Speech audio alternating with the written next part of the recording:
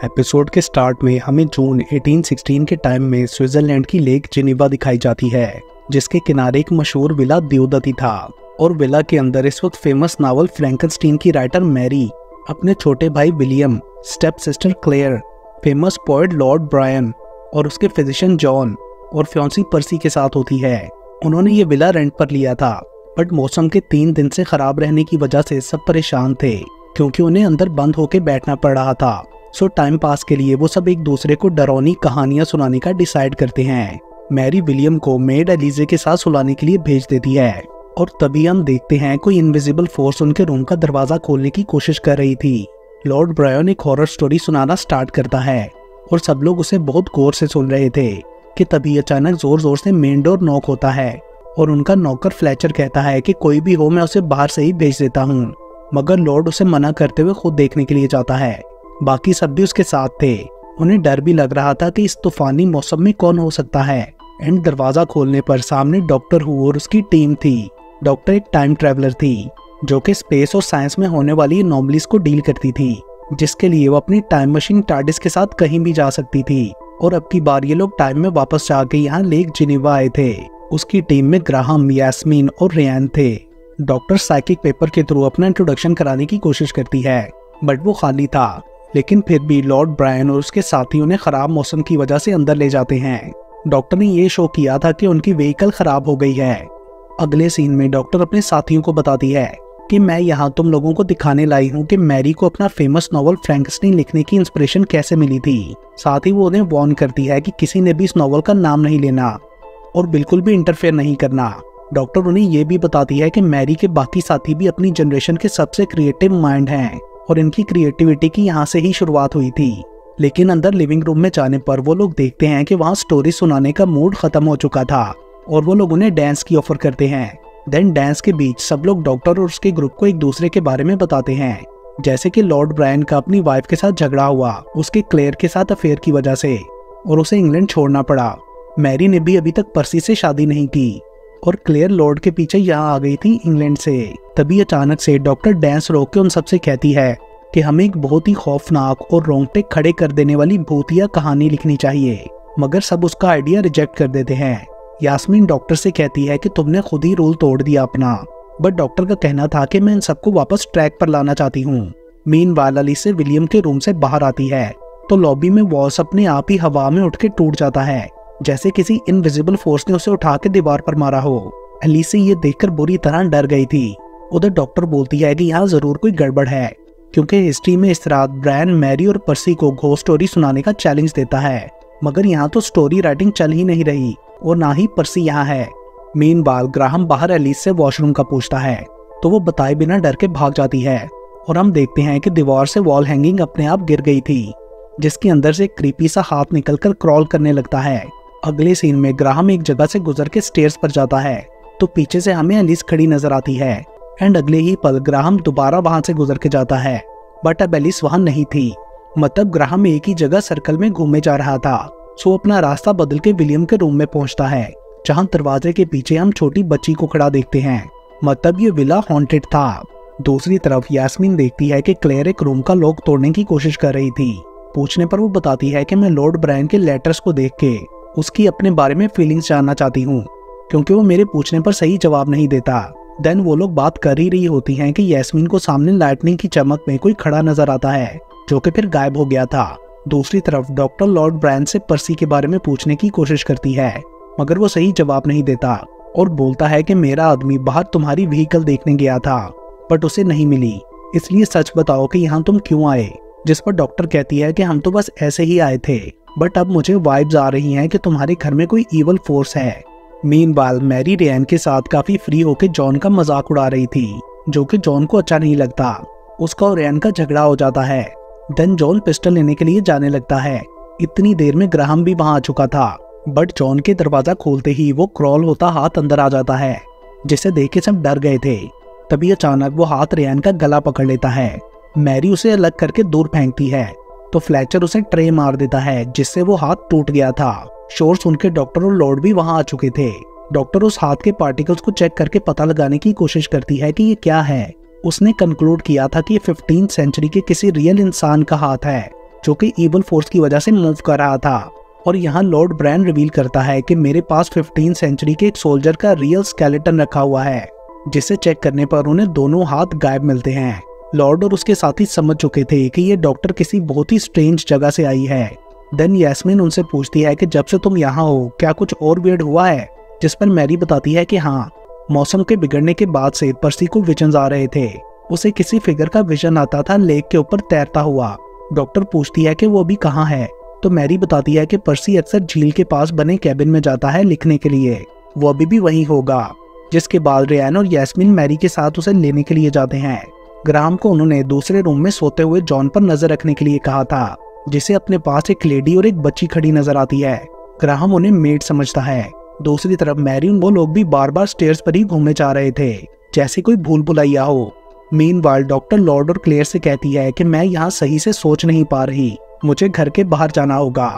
मगर वो भी दरवाजे से निकल के बार बार वापस उसी रूम में पहुंच जाती थी।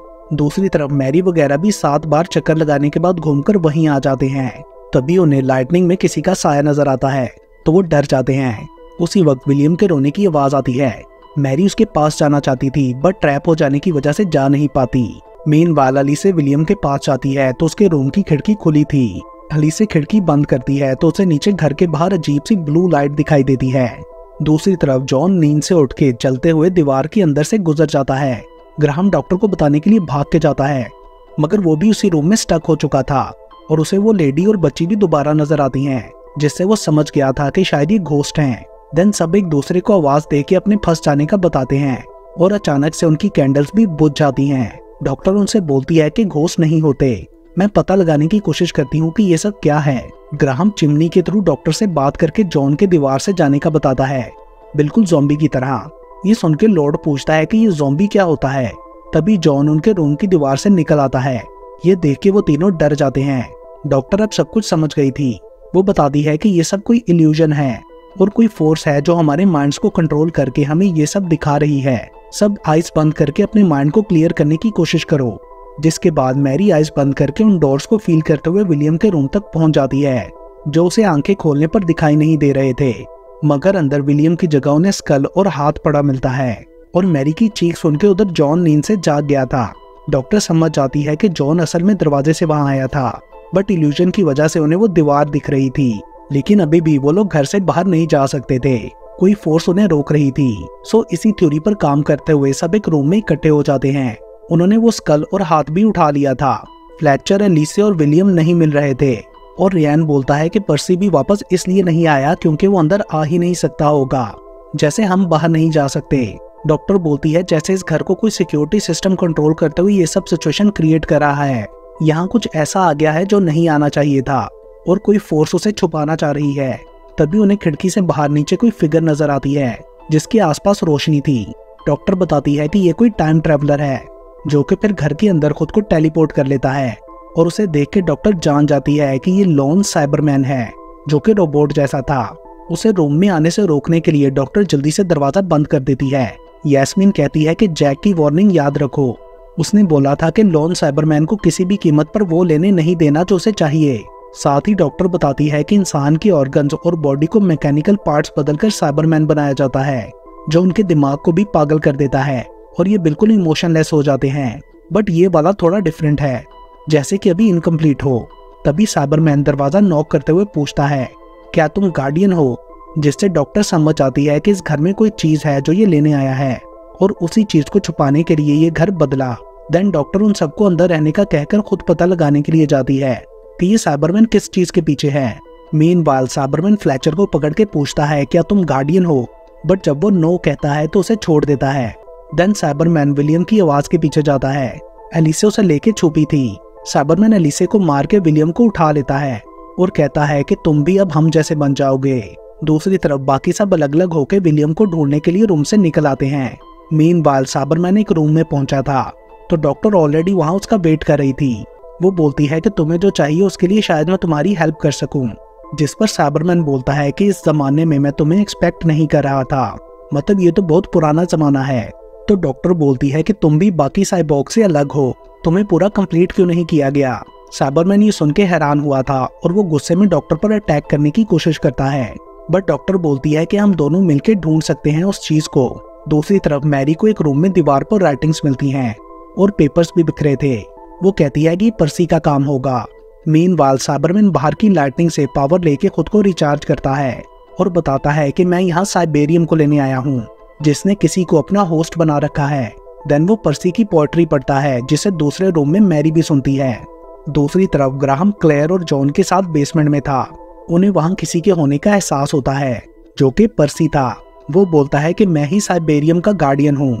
उसके ये वर्ड्स ऊपर साइबरमैन भी रिपीट करते हुए डॉक्टर को बताता है कि मैं इसी को ढूंढ रहा हूँ। डॉक्टर ये कह के वहां से भाग आती है कि मैं उसे ढूंढती हूँ। आगे उसे विलियम और मैरी वगैरह भी मिल जाते हैं और फ्लेचर और एलिस की बॉडीज भी। तभी जॉन आके डॉक्टर को पर्सी का बताता है और वो बाकी सबको छुपने का कह के बेसमेंट में जाती है अपनी टीम के साथ। बट मैरी भी उनके पीछे चली गई थी। अगले सीन में साइबरमैन भी बेसमेंट में पहुंच जाता है, बट पर्सी उसे दोबारा ऊपर भेज देता है। मतलब उसके अंदर का साइबेरियम ये सब कर रहा था। डॉक्टर उसके माइंड को रीड करके पता लगाती है कि पर्सी को एक दिन लेक के अंदर सिल्वर रंग की कोई चमकती हुई चीज नजर आई, जो कि जिंदा थी।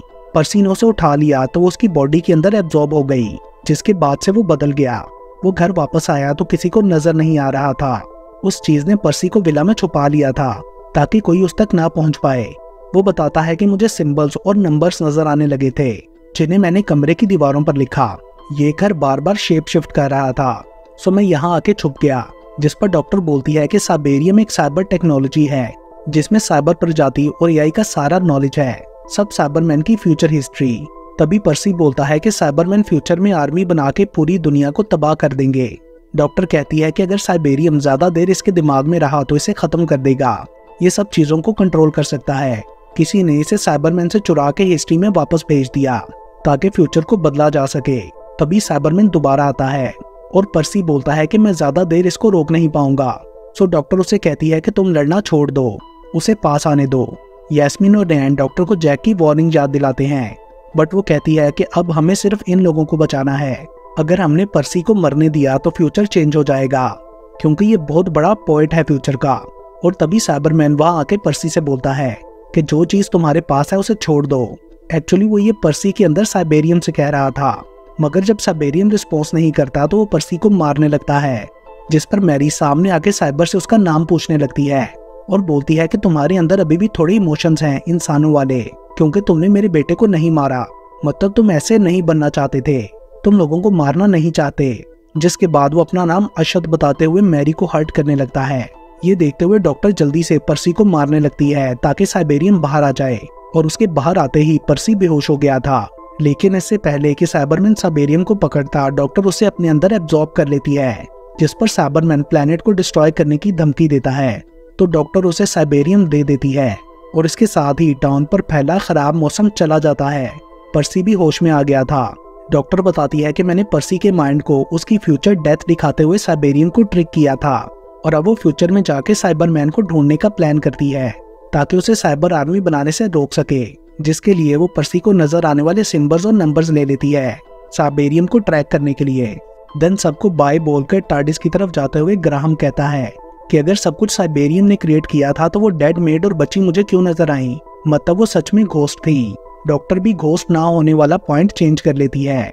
टार्डिस के अंदर जाने के बाद डॉक्टर टीम से कहती है कि तुम मेरे साथ फ्यूचर में ना आओ, बट वो सब नहीं मानते और इसके साथ ही ये मूवी यहीं पर खत्म हो जाती है।